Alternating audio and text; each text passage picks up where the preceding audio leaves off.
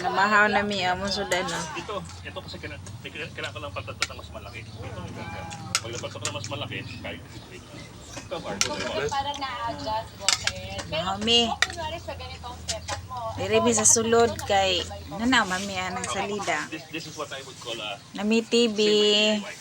semi-DIY. Kasi ito, for example, itong panel na ito, hindi mo siya masira. Natag ni Ibon, salamat bon sa TV. Tanami karton so pagdugang-dugang sa muang bayro nun.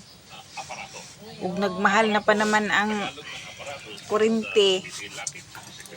So, it's your basic solar Naunta mga on. setup na kaya ako sinabing semi-DIY kasi papunta ko itong inverter na mas malaki para kaya niya magkarga o patakbo ng, for example, refrigerator.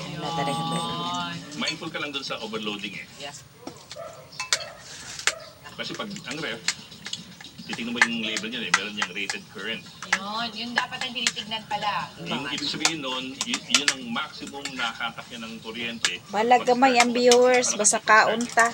Kaya minsan dulag sa spark, di ba, no? Oo, so kailangan mindful ka dun sa Okay.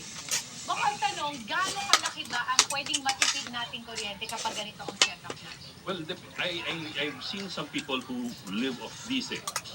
Ibig sabihin, kung konti lang naman ang kailangan nila, like ilaw, electric fan, charging devices. Kapi mga kalanglang. Ganito, pwede kang mag-off-grid. Pwede natin subukan. Magpuyo kunbi.